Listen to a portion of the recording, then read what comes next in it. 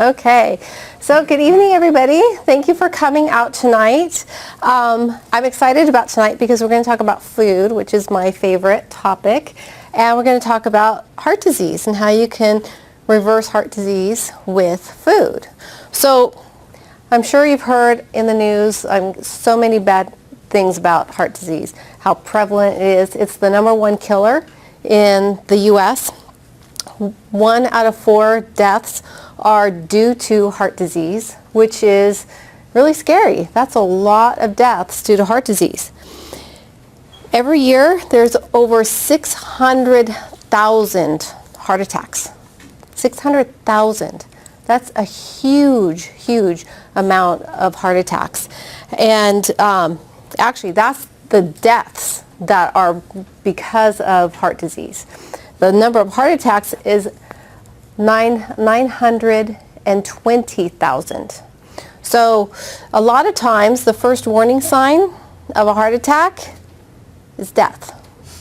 So people don't have these warnings. And so what we hear a lot about is risk factors. And what you'll hear in the news all the time, you'll hear it on TV commercials, you'll hear it on the nightly news and different talk shows, that there's a few main indicators that are risk factors, and one is cholesterol. The other one is high blood pressure, and another one is smoking. But when you look at all 3 of those together, only 49% of the people who have a heart attack actually have one of those risk factors. So it doesn't really make sense that those are going to be the risk factors.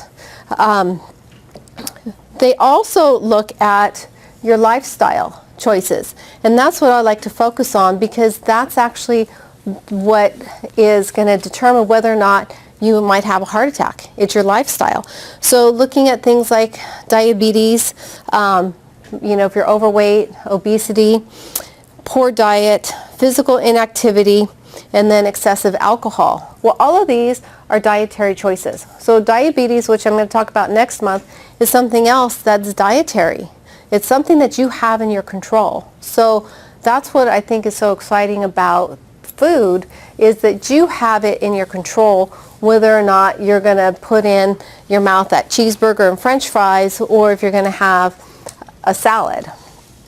But these are the things that determine whether or not you're going to get sick, not the cholesterol and all that. Because cholesterol is a hormone. Cholesterol is something that we need. Cholesterol it's healing. And the cause of all of these degenerative diseases that we have is inflammation. So when you strip everything away, you boil it all down, it all comes back to inflammation. And so if your cells are inflamed, if your arteries are inflamed, you're going to have cholesterol come to make deposits so it can heal that. So that's the function of the cholesterol. So instead of taking some type of a drug to reduce the cholesterol, it's time to look at our diet and say, what can we do to reduce the inflammation? Because that, again, is the cause. And so what we need to look at is we need to look at the labels. And so when you go and you buy a product, look at the labels.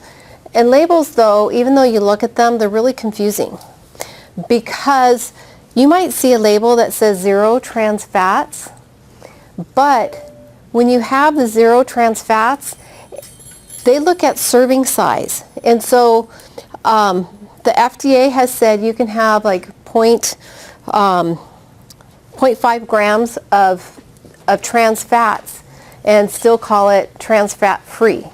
So then they only say that's per serving size. And most people don't even look at a container to determine what is a serving size.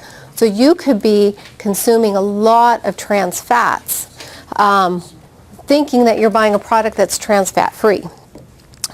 So we have the advertisements about trans fats, and the advertisements were, extended shelf life. So the thing is going to stay on the shelf for a long time. It's really great for the big companies. It's not going to go bad or rancid, but again, it's not good for you. The other thing that they advertised for years, since like 1911, when the first trans fat products were put on the market, is that they're heart healthy. And it wasn't until the 90s where it was determined conclusively that the trans fats were linked to like 600,000 deaths. So they directly correlated the two. And that's really scary. So that happened in the late 90s when there was conclusive evidence. So I wonder, why wasn't this product pulled off the market? You know, any other type of product out there that's going to be linked to so many deaths is going to be immediately yanked off the market.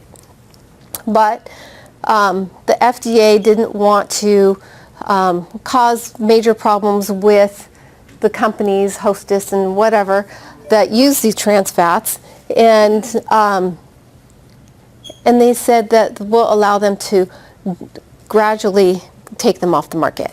So we can still find products today that have trans fats in them, even though everybody knows the scientific evidence is clear that it causes heart disease. So we need to actually start being aware of what's going on with the labeling laws. The other thing is, a lot of people think, okay, well, let me go and get whole grains. And if you look at the box of Cheerios, it talks about it being cholesterol free, and it talks about it, you know, reducing your cholesterol levels.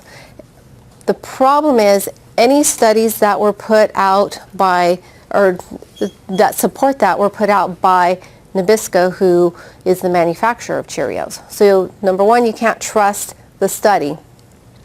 Number two, they're not using high-end products. You know, the wheat is not going to be organic. It's hybridized. It's gone through generations of being hybridized, so it has the right consistency to make the Cheerio the way that, you know, is going to taste good. So they're designing wheat so that it tastes good, and it's going to kind of be addicting, where you're going to really like it and want to eat more. They're not making it so that it's healthful for you. But the other thing to watch for is grains. A lot of grains, like whole grain bread, all of that, it says, you know, it's promoted as a heart healthy food. And how many of you have heard, you know, that you need to have your servings of grain and like whole grain bread, things like that, in your diet to help reduce your cholesterol? I mean, that's something that's commonly promoted. The problem is, whole grains are actually, they break down, the grains now break down very quickly into sugar. And then the sugar is, of course, inflammatory. The grains themselves are inflammatory. So one of the things that to look for, if you are going to buy whole grain bread or any whole grain product, is look on the label and see how much fiber is in there. So there should be a minimum of 3 grams per serving in whatever item that is. I'm going to get to it later, but personally I would say just cut out grains completely, because they're not a heart healthy food at all. So what is the solution to our problem of high inflammation and to heart disease? The solution is what you put in your mouth.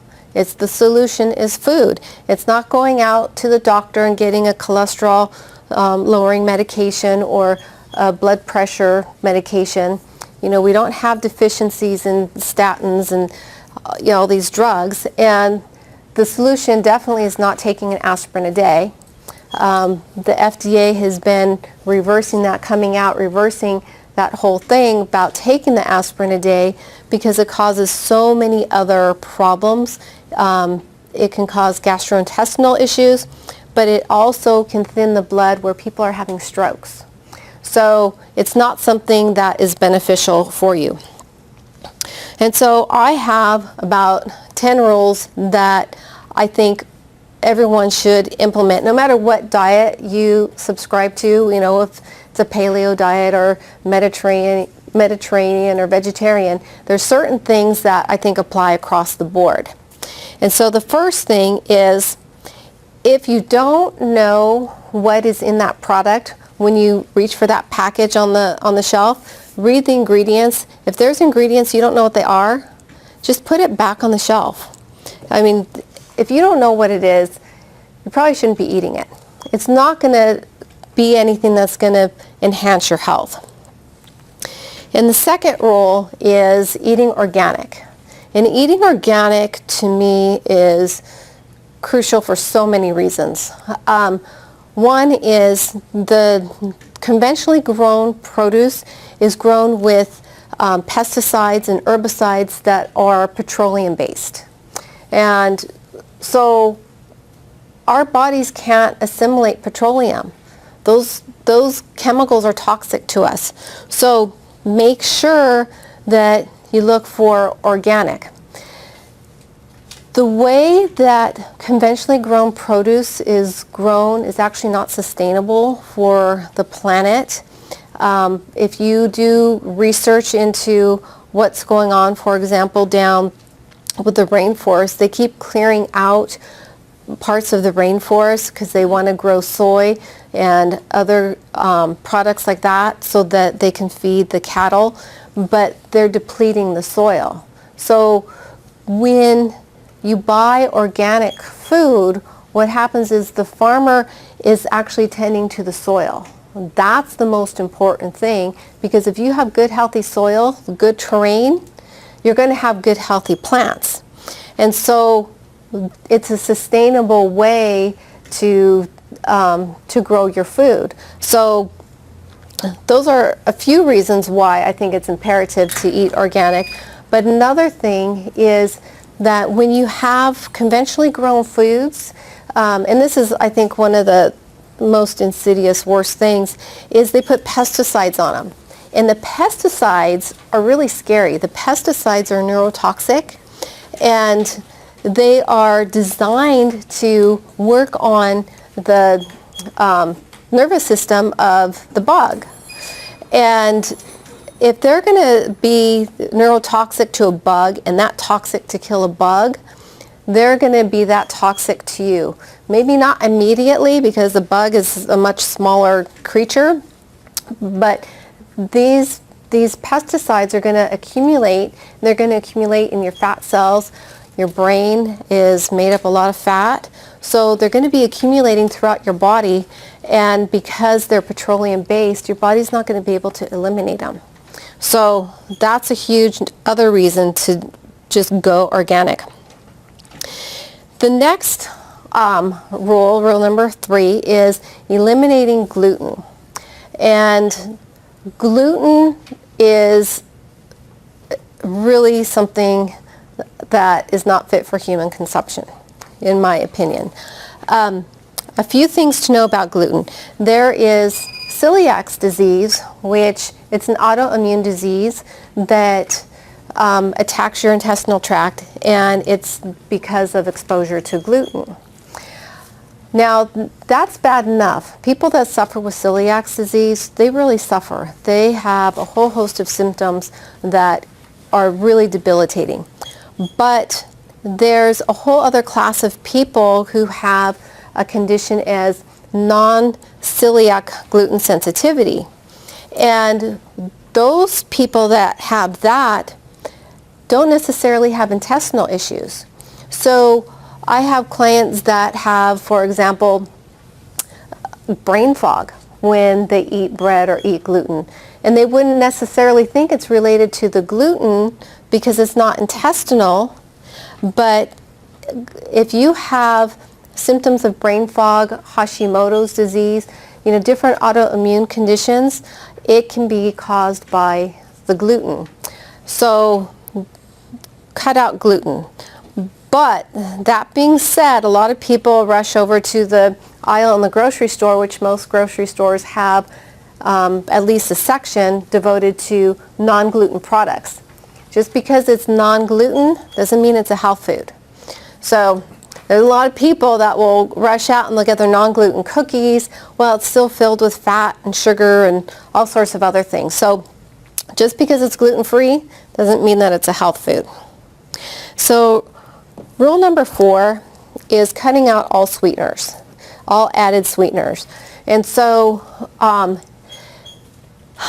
there's high fructose corn syrup, which if you have a product that has that, chances are it's going to be genetically modified because they're making it from corn, which a lot of corn is genetically modified. Plus, your body doesn't know how to assimilate it. It is so highly processed, it is toxic to your body. And then we have all the other sweeteners, and especially the artificial sweeteners. So artificial sweeteners like Splenda, aspartame, things like that, those are not health foods. Those are neurotoxic, so again, it's going to affect your brain. And they are poison. And if you look back at history and you look at every time we've made a food in the chemistry lab and then marketed it, it ends up, it's not good for you. So I look at that, I look at the history, and I think, okay, I know what history has shown me with things like Olestra. Do you remember the Olestra disaster with the fake fat, that it was just going to go right through you and you can eat as much fat as you want? Well, it tore up people's digestive tracts, made them sick. Saccharin, where that was heavily promoted, and then, we get, the rats that are getting cancer and tumors. And then aspartame, now the research is showing that it's causing, problems in your brain. And so it's an excitotoxin. So what it does is it excites the cells in the brain. The cells open up, calcium comes in and floods the brain, and then you have a brain cell that implodes or explodes. And so they're very, very dangerous. So you want to eliminate all sweeteners. If you're going to use a sweetener, make sure it is something that's like a whole food based sweetener. I'm going to make a recipe a little bit later, and I'm going to use dates. And dates are whole food. I'm going to keep the fiber in there. And so things like that. But try and stay away from any added sweeteners. So rule number 5, I kind of touched on it, is staying away completely 100% from anything genetically modified. And there's certain things that are almost guaranteed they're going to be genetically modified. Soy, sugar beets, corn, there's certain papayas, and there's certain squashes that are genetically modified. And the problem, as most of you know, there's no laws, especially here in California, at this point in time, that require labeling. And so if it doesn't say that it's organic, then chances are, if you have something that's sweetened with sugar beets or it's got corn in there, and all the different forms of corn, high fructose corn syrup, corn starch, things like that, it's going to be genetically modified. So again, that's another reason to just go organic. And plus, I don't want to be supporting the Monsanto and these big industries with the things that they're doing to our food, so I just don't even go there. So rule number 6 is drinking plenty of water. And this is crucial. Most people are dehydrated, and when you're dehydrated, a lot of times you mistake that for hunger. And so there's so many people that overeat when in reality they're thirsty. And most of us this day and age are dehydrated because we wake up in the morning and what do we have? A cup of coffee. Well, the caffeine dehydrates you. So looking at the lifestyle, looking at the things that we consume, most people don't have a diet that is rich in water. And what I mean by that is like fresh fruits and vegetables that are rich in water. A lot of people have these diets that are, you got your toast. Maybe you have your cereal with milk. All of those foods are acidic forming, and they're going to dehydrate you. So making sure that you drink water, a rule of thumb is half your body weight in water every day. It's a lot of water, but when you start getting hydrated, you notice that you don't have those hunger pains as much anymore because it is dehydration. Okay, so the next thing is supplementing with enzymes. And I talk a lot about enzymes. I am a fanatic about enzymes. Love enzymes. Enzymes are the spark of life. And so you cannot do anything without enzymes. You can't even blink an eye without enzyme activity. When we cook our foods or eat processed foods, the enzymes are dead. And that's why it's so important to supplement with enzymes. Our body needs all the help that it can get. Most of us don't chew our food thoroughly. I know so many people that just like gulp down their food and a couple chews, it's in their stomach and the meal's gone. Chewing your food thoroughly, you get the amylase enzyme that's released through your saliva. It coats up the food, and then it goes down in your stomach, and you've got more enzymes released, and it keeps going down through your intestines, and more enzymes are released. But it all starts with your mouth. Chewing, chewing, chewing, chewing, chewing. But even though we have enzymes that are released in our mouth and our stomach and our small intestine, that's not enough digestive enzymes. That's why it's important to supplement. So foods that are cooked over between 105 to 118 degrees, the enzymes are going to be cooked out. So eat as many live foods as you can, but also supplement with the enzymes. The rule number 8 is incorporating plenty of green leafy vegetables. And my favorite way to do it is my green smoothie.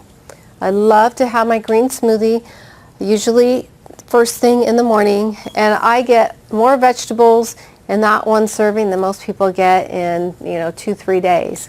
But I just pack it with greens. And the key with the green smoothies is to alternate your greens and mix them up. There are certain things that I like a lot. I love dandelion because it's really good for your liver and it's very good for cleansing your blood. So I love having the dandelion as much as possible. And the other green that I've been getting into a lot lately that I really love is cilantro, which it took me a while to kind of get over it because I thought, how's that going to taste in a green smoothie? But it actually tastes really, really good. And it's a heavy metal chelator. So it's got high chlorophyll, cleans out the heavy metals. I mean, it's just an awesome, awesome herb to incorporate. One thing about cilantro though, it's a heavy metal chelator. So you want to make sure that one, it's organic, and two, if you can find out, because I go to farmers market and find out where the farm is, because it is a heavy metal chelator. If it's grown conventionally, it's going to chelate all the heavy metals out of the fertilizers. So don't even bother with it if you're going to get conventionally grown cilantro. And then also, I like to make sure that that I go to for my cilantro is far off the road, because I don't want it like right next to a highway where it's going to be chelating all the heavy metals that are going to be put off from the car. So just a little tip on the cilantro. But have your green smoothie every day. And then the most fun part of, actually second most fun part of my 10 rules is antioxidant rich diet. And antioxidant rich diet is making sure you've got all the colors. You want blueberries and blackberries and strawberries and raspberries, and you want the green peppers and the red peppers and the yellow peppers. And you look at all the deeply colored fruits and vegetables, those are going to be high in antioxidants, like sweet potatoes, things like that. are going to be high in antioxidants. So that is where you can get really creative with your meals. And then rule 10, which actually I think is the most fun, is your lifestyle. Making sure you get plenty of sleep. I mean, that is so underestimated. People just don't realize how important it is to get a good night's sleep. And exercise. So getting daily exercise. Our bodies were designed to move. So it's important. I mean, even if it's, taking the flight of stairs, just start moving every day. I mean, if you can go work out more than that, then that's the ideal. But most people have this sedentary life and they figure, well, I'm not going to go to the gym, or I'm not going to do this, or it's too hard. Just park your car way, far from wherever you're going to, go and walk. Walk up the stairs instead of the elevator. I mean, there's things you can do every day to get creative. And then sunshine. Sunshine is really important, but sunshine is really important without sunscreen. So I am an advocate of never, ever, ever, ever, ever using the sunscreen that's out there on the market. The sunscreen that's out there on the market is toxic. They may test one of the chemicals in it, but they don't test both, the chemicals together. Some of the chemicals are great in the lab, but they react in the sun. And so when you look at statistics and you look at charts of skin cancer and when skin cancer started really taking off, it's the same time that sunscreens got on the market. So yes, you need to take care of your skin. No, you don't go out there and fry and get sunburn. Sunburn's actually a good sign that you're getting too much sun. But use things, what I use for sunscreen, coconut oil. And it works wonderfully. But don't use sunscreen, but get your sunshine. So now I'm going to show you a few, let me do the salad first. I'm going to show you a few recipes that hopefully you can take them home and play with them and create something. And right now, all I'm going to do is use the spring mix and the dressing. And I already made the dressing because I didn't want to take up too much time because we're going to make the almond milk. But the dressing I used here is with the strawberries, and you have the recipe there. But the fun thing about this is that you can add so many different toppings. So things that are going to be really good for your heart and good for your brain are walnuts. Walnuts would be ideal. You can add different types of berries, like blueberries in it. You can chop up strawberries and put that in here. You can put red onion. I mean, there's just so many things that you can do, and you can get creative.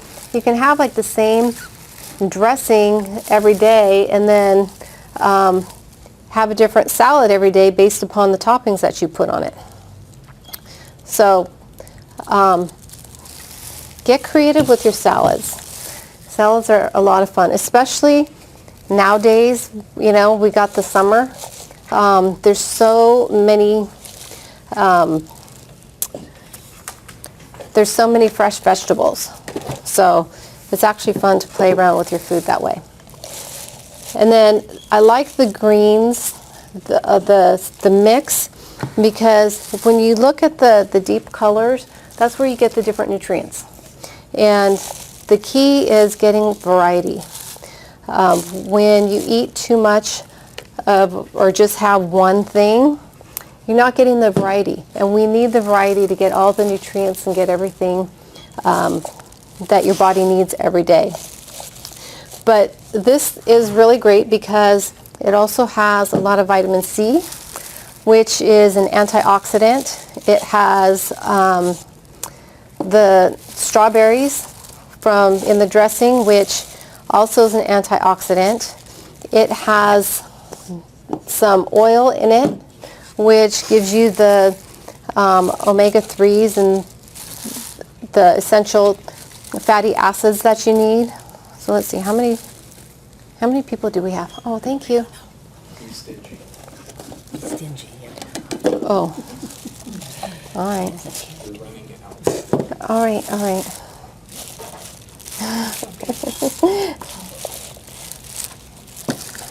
All right, then maybe. Organic salad mix from Costco? I think somebody around here might have donated the salad mix.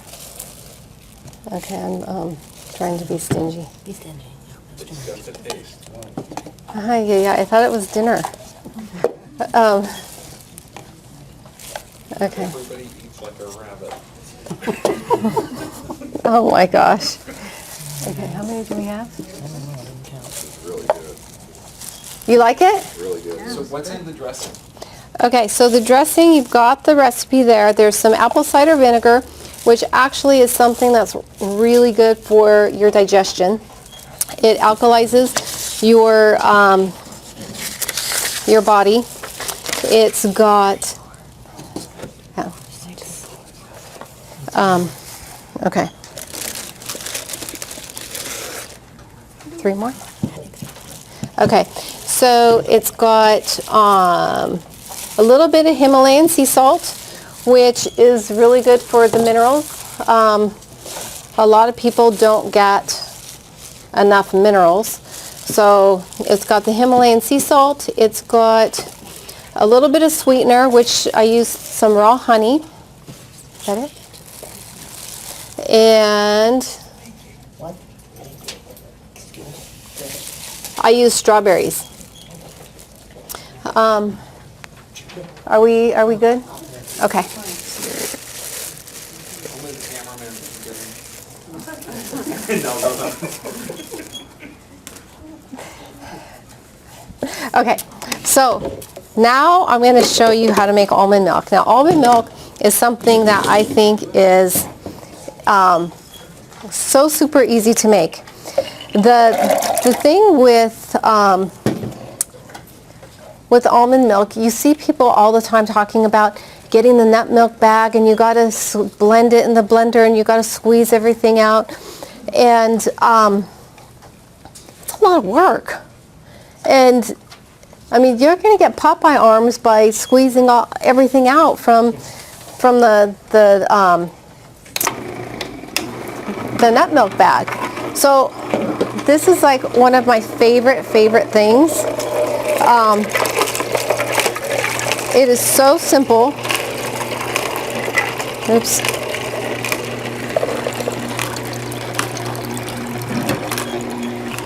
Did you put this together right?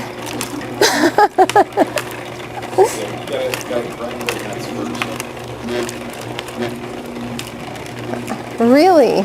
Okay. This one's not my juicer. I don't know. I don't know if you put this together. All right, let's see. Okay. So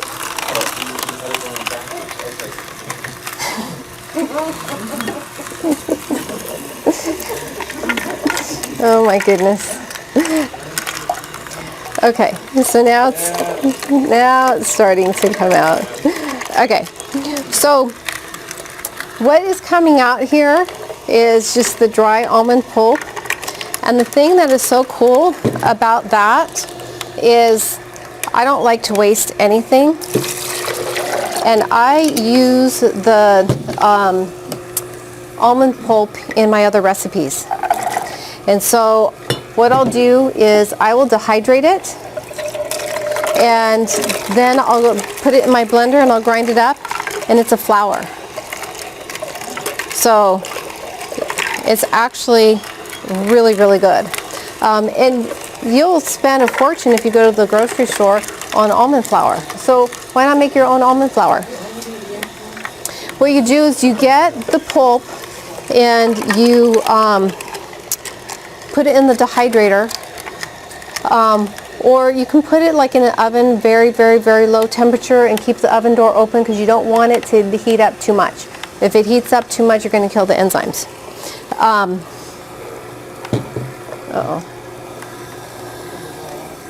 And so you want it to dry out. So when it's dry, then what you do is you put it in the blender, and then it becomes flour. You don't want it to blend too much because you still have a little bit of the oil and the fat from the almonds, so you don't want it to blend too much.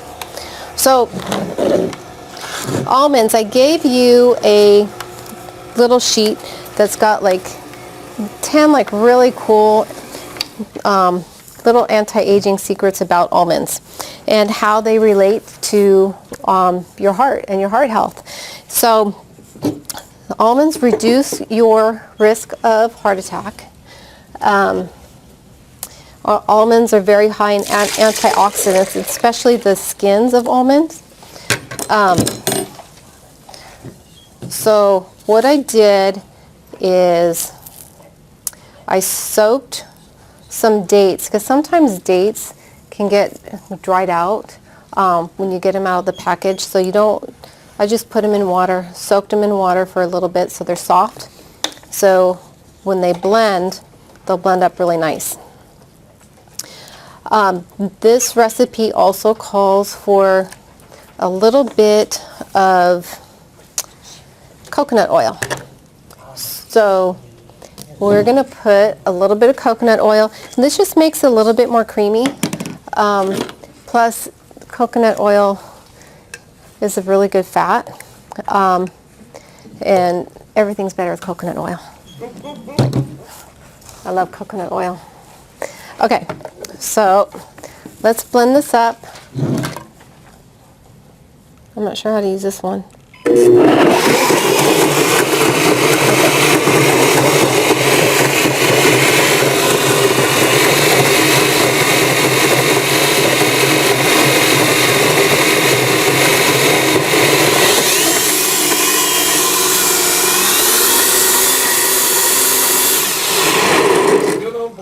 Oh my God!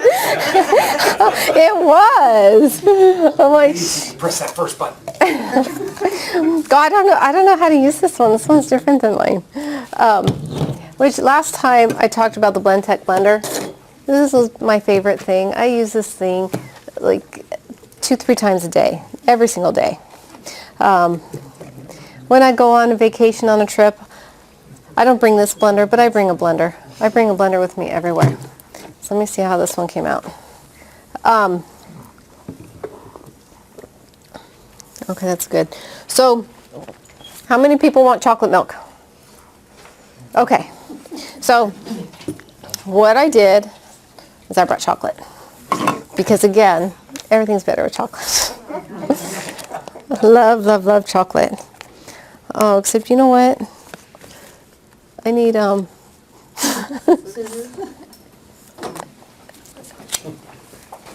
Thank you. How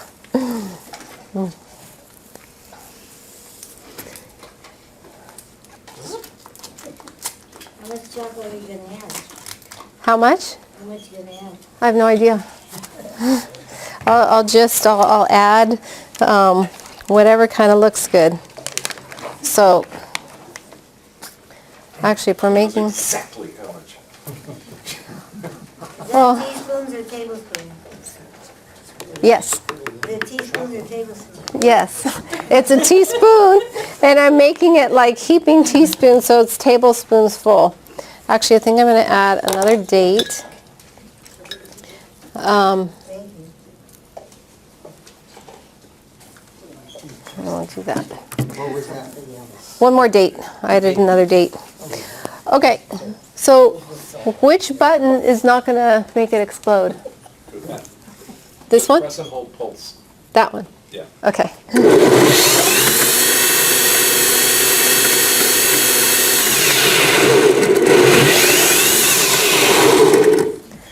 All right. So let me see if it needs more chocolate. Always needs more chocolate. Well, I know. It probably does. I like a lot, so. I'll let you guys decide if it needs more. Who wants to be my taste tester? Be my taste tester. Does it need more chocolate? Taste tester. It needs more? Yes. Definitely needs more. A lot more? Yeah. Okay. See, I usually overpower with stuff, so I don't trust my taste buds anymore. Is that a teaspoon or a tablespoon? I like that. It's a shovel spoon. That is perfect. You probably have to add a day or two more now, right? Well,